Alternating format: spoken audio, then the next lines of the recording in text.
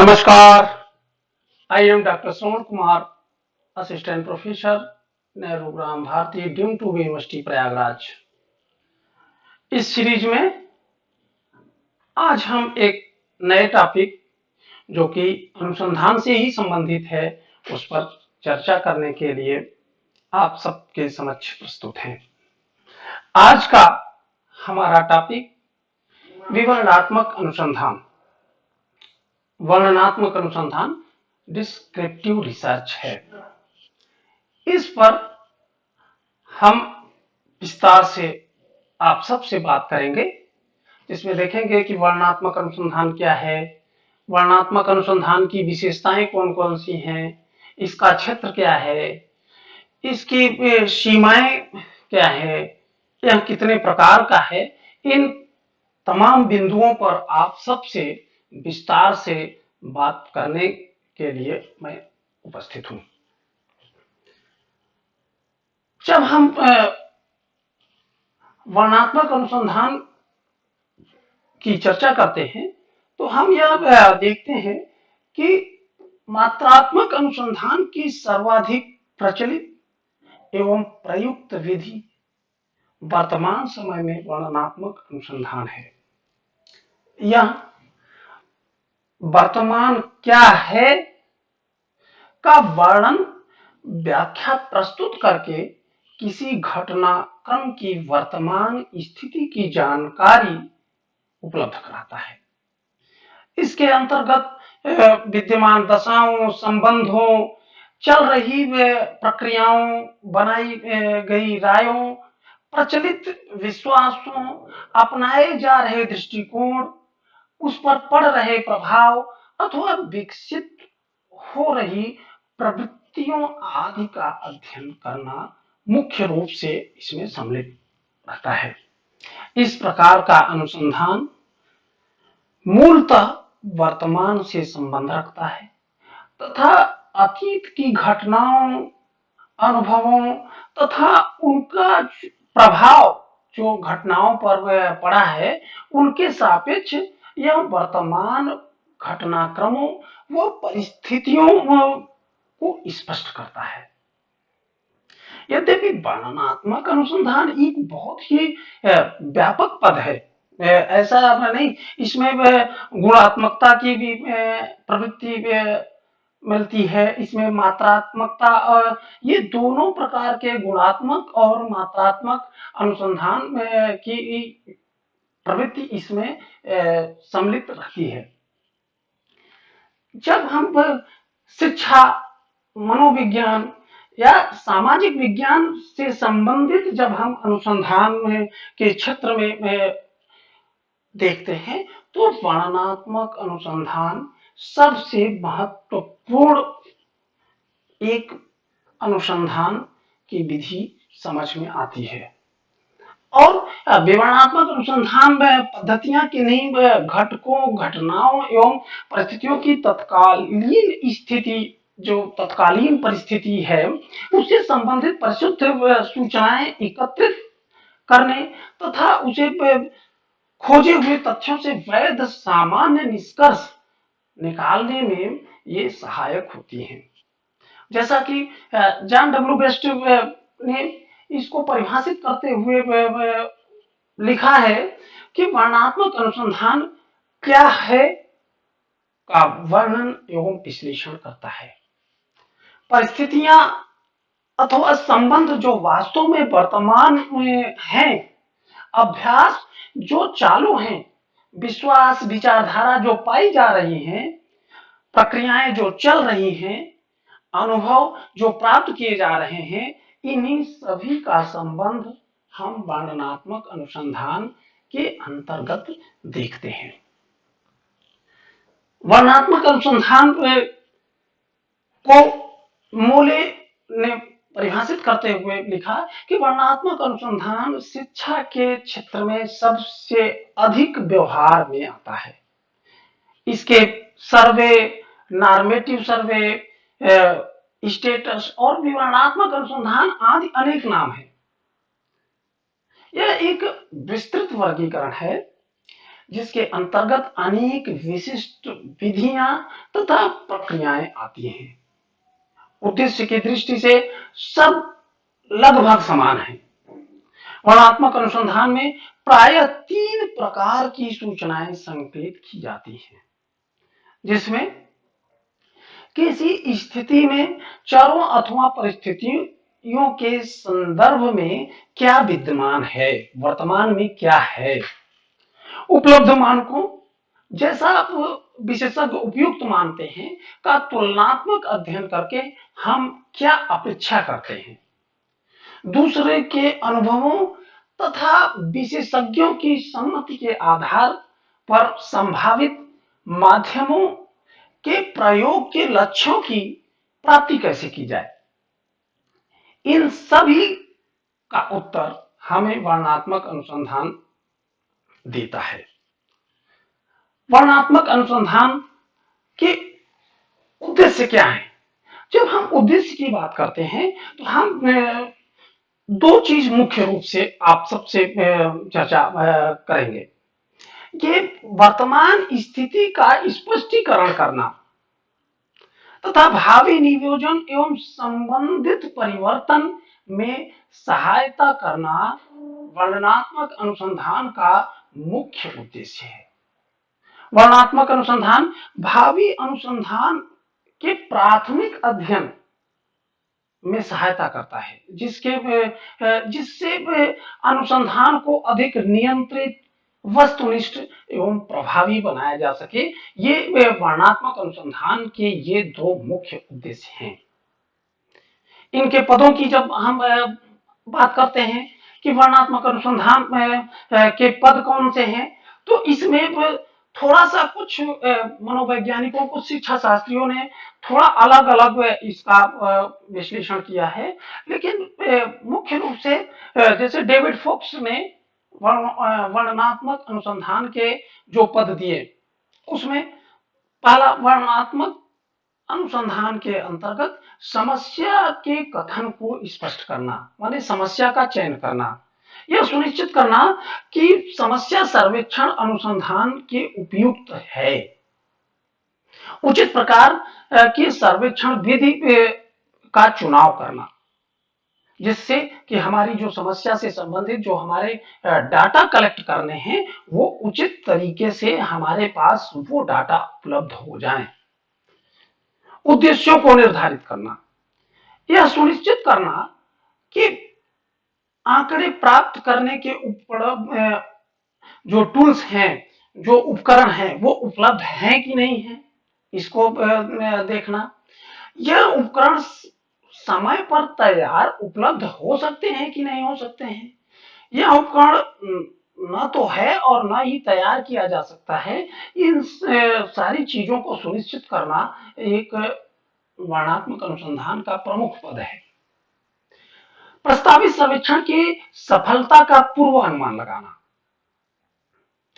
आदर्श उपकरण आदि को ध्यान में रखते हुए सर्वेक्षण की सफलता का अंतिम पूर्वानुमान लगाना, आंकड़े प्राप्त करने का अभिकल्प तैयार करना, माने रिसर्च डिजाइन, शोध अभिकल्प तैयार करना, आंकड़ों का संग्रह करना कि हम डाटा कलेक्ट करेंगे, वो डाटा कलेक्शन, आंकड़ों का विश्लेषण करना, डाटा कलेक्शन के बाद उसका एनालिसिस करना, फिर प्रतिवेदन तैयार करना, वर्णनात्मक पक्ष में, तुलनात्मक अथवा मूल्यांकन पक्ष में, और फिर निष्कर्ष।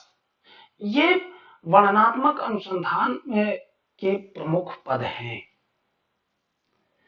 वर्णनात्मक अनुसंधान की विशेषताओं की जब हम चर्चा करते हैं तो हम देखते हैं कि इसके अंतर्गत एक ही समय में अधिकांश मनुष्यों के विषय में आंकड़े प्राप्त किए जा सकते हैं।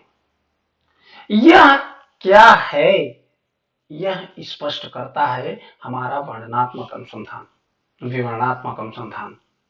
इसका संबंध किसी व्यक्ति विशेष से न होकर संपूर्ण जनसंख्या अथवा उसके न्यायादर्श से होता है।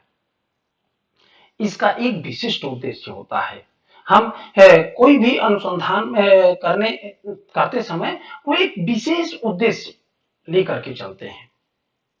इसके अंतर्गत किसी वैज्ञानिक नियम का निर्धारण नहीं करते, अपितु समस्या के समाधान हेतु उपयोगी सूचना प्रदान करते हैं। वर्णनात्मक अनुसंधान गुणात्मक एवं मात्रात्मक दोनों प्रकार का हो सकता है। इसके लिए विशिष्ट एवं कल्पना पूर्ण नियोजन आवश्यक है। इस तरह से ये वर्णनात्मक अनुसंधान की कुछ प्रमुख विशेषताएं हैं। अब हम वर्णनात्मक अनुसंधान की प्रकार की चर्चा करते हैं।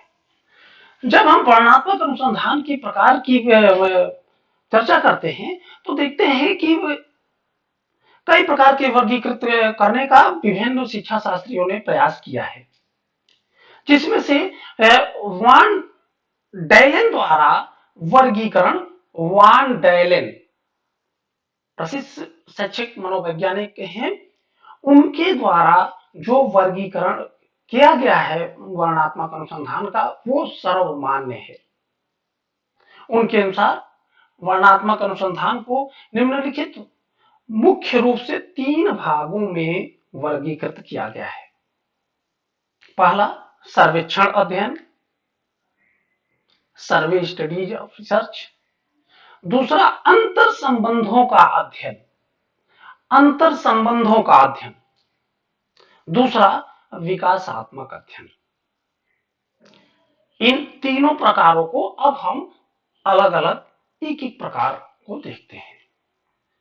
पहला सर्वेक्षण अध्ययन अनुसंधान। हम समस्याओं का समाधान करने के लिए शिक्षा शास्त्री, मनोवैज्ञानिक, सरकार, उद्योगपति, राजनीतिज्ञ सभी सर्वेक्षण करते हैं। हम सामान्य रूप से अगर देखें तो हम यह देखते हैं कि सामान्यतः सर्वेक्षण में वर्तमान क्या रूप है, इससे संबंधित वर्तमान में क्या स्वरूप है, इसकी व्याख्या एवं विवेचना करता है। इसका संबंध परिस्थितियां या संबंध जो वास्तव में वर्तमान में है, कार्य जो कर रहा है, कार्य जो रहा है, उसकी प्रक्रिया जो चल रही है, उससे संबंधित होता है। सर्वेक्षण अध्ययन के द्वारा हम 3 प्रकार की सूचनाएं प्राप्त करने का प्रयास करते हैं। पहला, वर्तमान स्थिति क्या है अथवा वर्तमान स्तर का निर्धारण करते हैं। हम क्या चाहते हैं। दूसरा, हम क्या चाहते हैं। वर्तमान स्तर और मान्य स्तर की तुलना करने का हम प्रयास करते हैं। हम उन्हें कैसे प्राप्त कर सकते हैं अथवा वर्तमान स्तर का विकास करना, ये 3 तरह की सूचनाएं हम सर्वेक्षण अध्ययन अनुसंधान के अंतर्गत करते हैं। अब सर्वेक्षण संबंधी आंकड़े संग्रह करने के कई उद्देश्य हो जाते हैं कि वर्तमान स्तर का निर्धारण करना, वर्तमान स्तर एवं सामान्य स्तर में तुलना, फिर वर्तमान स्तर का विकास करना। सर्वेक्षण में इनमें से कोई एक अथवा अधिक उद्देश्य होता है। सर्वेक्षण अध्ययन का कई प्रकार से इनके अनेक प्रकार हैं, जिनका मुख्य प्रकार जब हम देखते हैं तो विद्यालय सर्वेक्षण, कार्य विश्लेषण, प्रलेखी विश्लेषण, जनमत सर्वेक्षण, समुदाय सर्वेक्षण, सामाजिक सर्वेक्षण या क्षेत्रीय सर्वेक्षण, इस तरह के विभिन्न सर्वेक्षण अध्ययन के प्रकार हैं।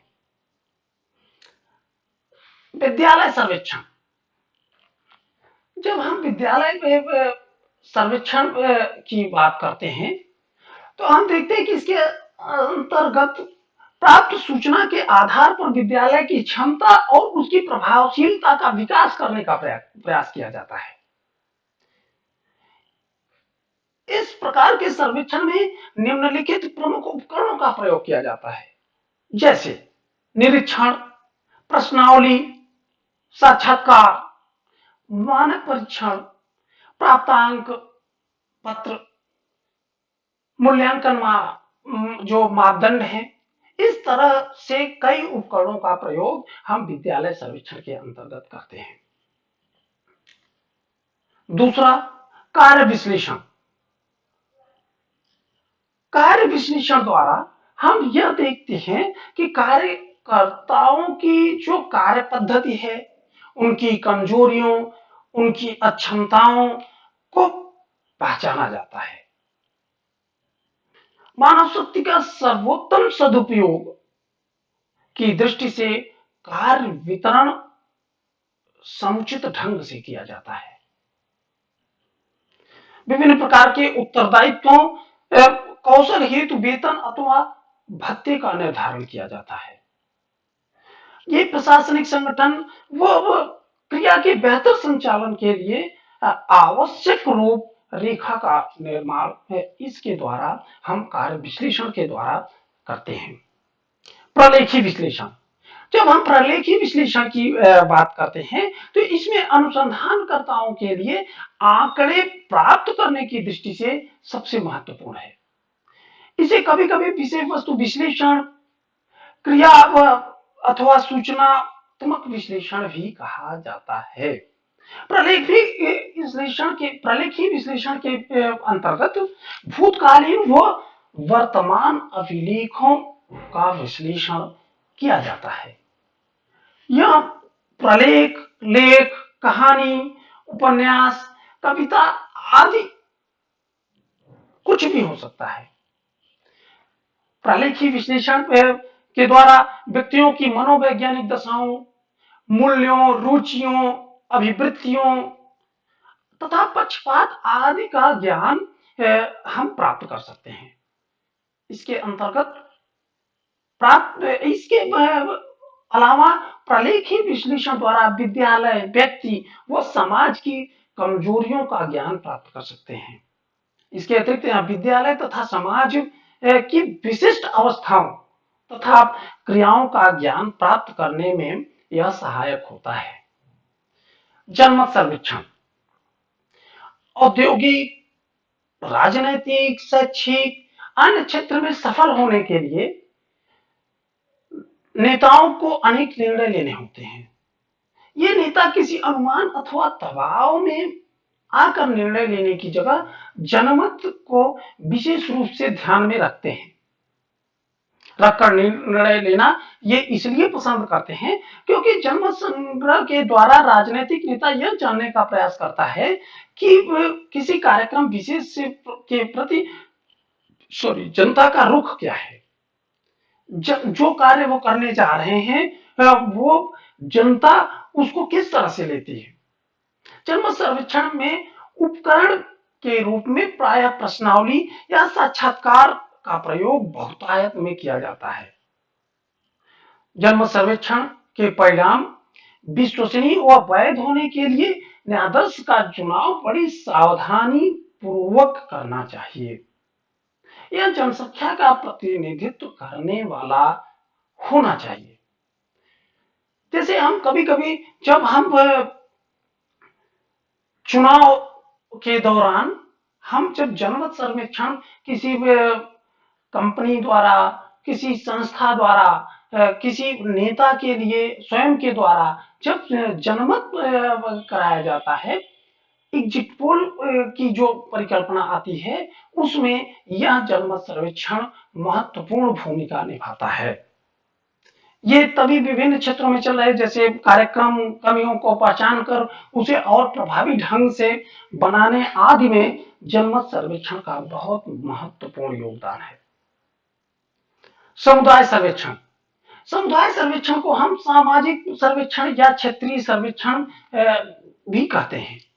यह किसी विशेष अवस्था का सर्वेक्षण हो सकता है, जैसे सेवाओं का सर्वेक्षण, काल अपराध का सर्वेक्षण आदि। इसके अलावा यह समाज के विशेष अंग से संबंधित सर्वेक्षण, समुदाय सर्वेक्षण के द्वारा समुदाय के सामाजिक जीवन को प्रभावित करने वाले विभिन्न तथ्यों का अध्ययन किया जाता है। जैसे इतिहास, अब किसी समुदाय विशेष के उदय व विकास की कहानी क्या है, या किन परिस्थितियों में किसके नेतृत्व में किस प्रकार की किन कारणों से क्या क्या परिवर्तन आते हैं, यह जानने का प्रयास किया जाता है। भौगोलिक या आर्थिक परिस्थितियां किस तरह की किसके अंतर्गत जानने का प्रयास किया जाता है कि हमारा किन कारणों से क्या क्या परिवर्तन आए हैं, और इसमें विभिन्न भौगोलिक परिस्थितियों समाज को किस प्रकार से प्रभावित कर रही हैं। सरकार व कानून, इसके द्वारा जो हमारा किस प्रकार का राजकीय व्यवस्था या जो सरकारी व्यवस्था, जो कानून किस रूप से हमारे समाज को ये प्रभावित करते हैं, इसकी भी चर्चा इसके अंतर्गत की जाती है। जनसंख्या, अब जैसे आयु, लिंग, जाति, रंग, पेशा, भाषा आदि की दृष्टि से जनसंख्या कैसी है, कितनी है, जन्म और मृत्यु दर क्या है, तथा यह किस प्रकार समाज को किन किन रूपों से प्रभावित कर रही है। समुदाय सर्वेक्षण के उपकरण के रूप में हम मुख्य रूप से प्रश्नावली, साक्षात्कार तथा प्रत्यक्ष निरीक्षण सांख्यिकी विधियों का प्रयोग कर विभिन्न अभिलेखों के आंकड़ों को हम प्राप्त करते हैं। दूसरा, अंतर संबंधों का अध्ययन। अंतर संबंधों के अध्ययन में अनुसंधानकर्ता केवल वर्तमान स्थिति का सर्वेक्षण ही नहीं करता, अपितु वह उन तत्वों को ढूंढने का प्रयास करता है जो घटनाओं के संबंध में विषय में घटनाओं से संबंधित जितने भी विषय हैं, जितने भी आयाम हैं, उन सब के विषय में एक सूझ प्रदान करता है, जिसमें घटनाओं के प्रस्तुत विवरण के अतिरिक्त उनके पारस्परिक संबंधों को खोजने का प्रयास किया जाता है, ताकि जो घटनाएं हैं संबंधित उन घटनाओं के संबंध में पूरी तरह से संबंधित गहन अंतर्दृष्टि प्राप्त हो सके। ये 3 प्रकार के होते हैं: व्यक्ति अध्ययन, केस स्टडी, कार्यकारण तुलनात्मक अध्ययन,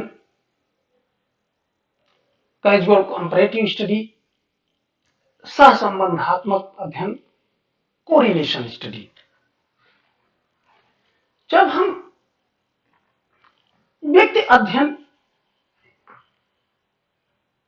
के अंतर्गत हम किसी सामाजिक इकाई, एक व्यक्ति, परिवार, समुदाय, सामाजिक संस्था अथवा समुदाय का गहन अध्ययन किया जाता है। इनमें किसी सामाजिक इकाई को प्रभावित करने वाली भूतकालीन घटनाओं अथवा अनुभूतियों, वर्तमान स्थितियों एवं वातावरण के संबंध में आंकड़े एकत्रित किए जाते हैं। यह देखा जाता है कि इसमें जो हमारे वर्तमान समय में जो घटनाएं हैं, उसमें किसी विशेष परिस्थिति का कैसे निदान किया जाए, उसके उपचार के सुझाव देने की दृष्टि से यह किया जाता है। इसके अंतर्गत सामान्य की अपेक्षा असामान्य व्यक्ति अथवा इकाई के अध्ययन पर जोर दिया जाता है। व्यक्ति अध्ययन को प्राय निम्नलिखित स्रोतों या इस तरह के स्रोतों से, जैसे व्यक्तिगत आलेख, आत्मकथाएं, डायरी व जो पत्र की स्वीकारोक्ति है, उससे संबंधित हम इसमें सूचनाएं एकत्र करते हैं। संबंधित व्यक्ति, जैसे अगर हम किसी की व्यक्ति अध्ययन की स्टडी कर रहे हैं तो उसके माता पिता, पड़ोसी, मित्र, अध्यापक, रिश्तेदार आदि सब से हम उस सोचना उससे हम एकत्र करते हैं।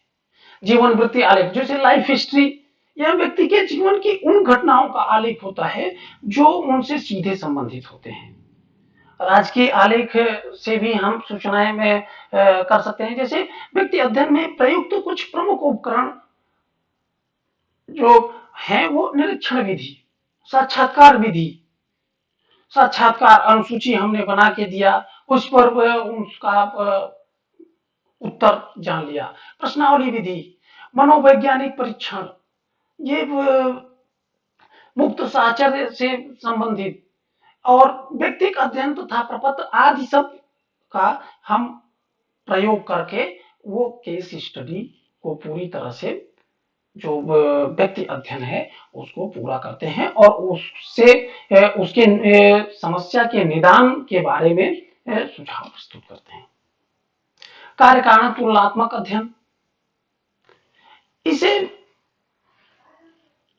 कार्योत्तर या घटनोत्तर अनुसंधान के नाम से भी जाना जाता है। इसके अंतर्गत किसी समस्या के समाधान को उसके कार्य कारण संबंध के आधार पर ढूंढने तथा यह जानने का प्रयास किया जाता है, यह हम जानने का प्रयास करते हैं कि विशेष व्यवहार, परिस्थिति अथवा घटना के घटित होने से संबंधित कारक कौन कौन से हैं।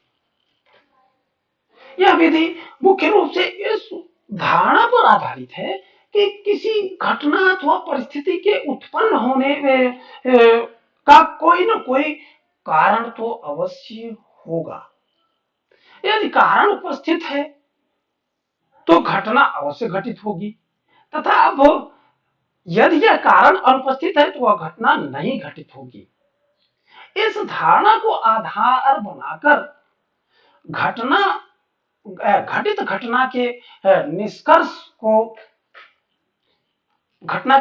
को आधार बनाकर हम विश्लेषणात्मक एवं तुलनात्मक विधि से पीछे की ओर चलते हैं और कारणों को ज्ञात करते हैं।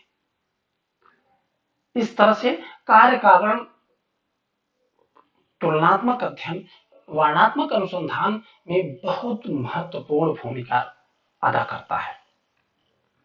सहसंबंधात्मक अध्ययन, कोरिलेशन स्टडी, मूल्य के अनुसार सहसंबंध दो चरों के संबंध को स्पष्ट करते हुए उनके विषय में भविष्य का भी कथन करता है।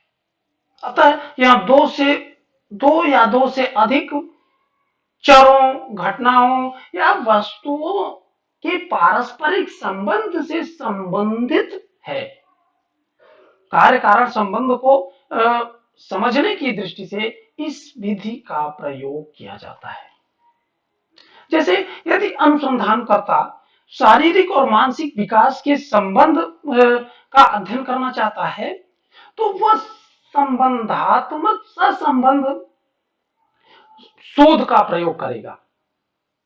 जब दो चरों में एक चर के बढ़ने से दूसरे चर में वृद्धि या घटाव हो या एक चर के घटाव में दूसरे चर में वृद्धि या घटाव हो तो हम यह कहने की स्थिति में हो जाते हैं कि दोनों चरों में एक विशेष प्रकार का संबंध है। इसमें ये अलग बात है कि हम इसमें तीन तरह के संबंधों की चर्चा कर सकते हैं, तीन तरह के संबंधों को देख सकते हैं। जिसमें धनात्मक संबंध, जब एक चर के बढ़ने से दूसरे चर में भी वृद्धि हो अथवा एक चर के घटने से दूसरे चर में भी घटाव हो तो हम इसे इस प्रकार के जो सहसंबंध हैं उसे हम धनात्मक सहसंबंध, पॉजिटिव कोरिलेशन कहते हैं। ऋणात्मक सहसंबंध, जब एक चर में वृद्धि होने से दूसरे चर में घटाव हो या एक चर में घटाव होने से दूसरे चर में वृद्धि हो तो इस प्रकार के सहसंबंध को हम ऋणात्मक या नेगेटिव कोरिलेशन की संज्ञा देते हैं। शून्य सहसंबंध, जब हम शून्य सहसंबंध की बात करते हैं तो जब एक चर के घटाव या वृद्धि का दूसरे चर पर कोई प्रभाव नहीं पड़ता तो हम इसे शून्य सहसंबंध कह सकते हैं। सहसंबंध की जो मात्रा है यह -1 से +1 के बीच होती है। शैक्षिक, मनोवैज्ञानिक एवं सामाजिक परिस्थितियों में इसका मान पूर्ण धनात्मक या पूर्ण ऋणात्मक नहीं हो सकता।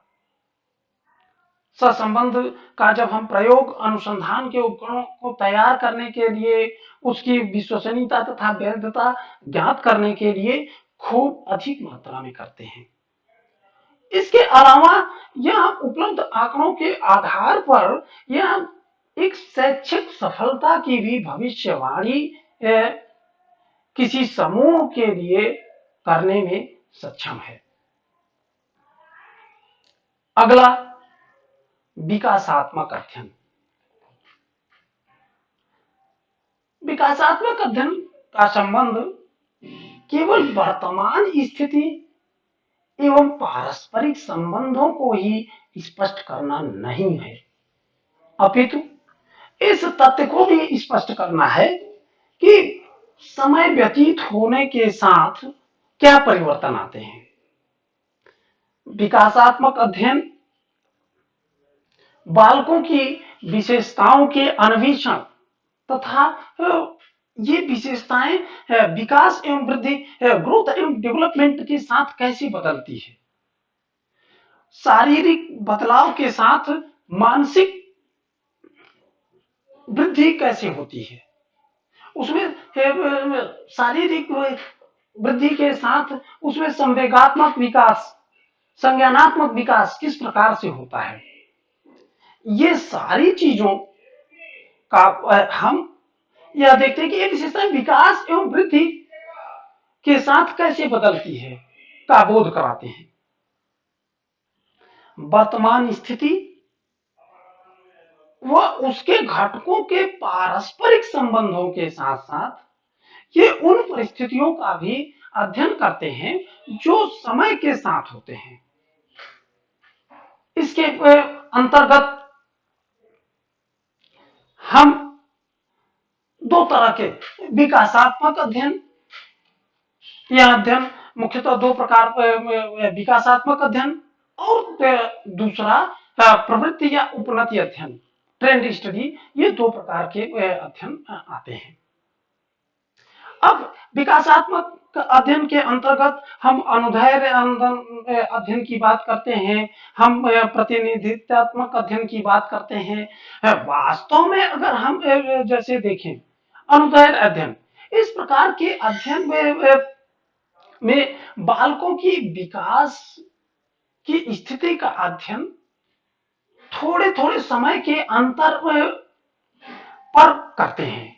जैसे एक समूह बालकों के अनेक चरों से सहसंबंध का अध्ययन, जैसे 13, 14, 15, 16 वर्ष की आयु के रेखा चित्र प्रस्तुत करना।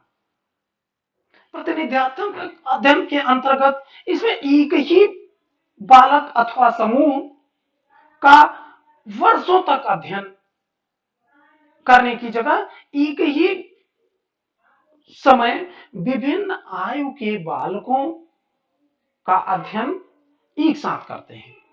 जैसे किसी चर के संबंध में हम अध्ययन में करने के लिए एक ही समय में एक साथ 12, 13, 14, 15, 16 आदि वर्ष की आयु के बालकों को लेते हैं। वास्तव में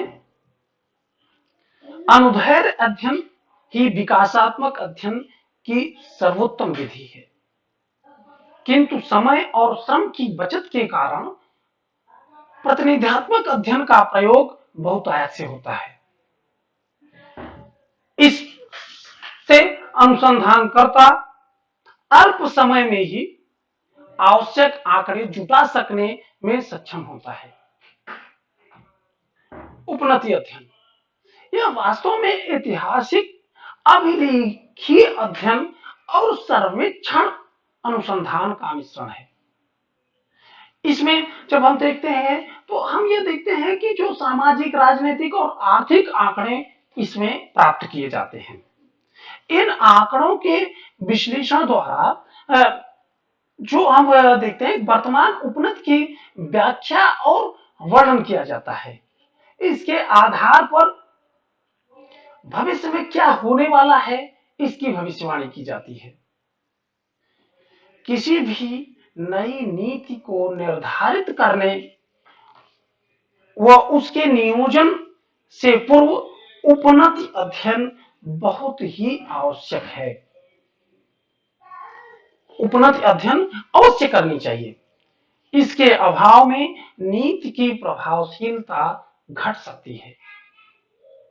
इस प्रकार के जो शोध अपरिचलित चरों जैसे नॉन मैनिपुलेशन वेरिएबल के बीच के संबंधों का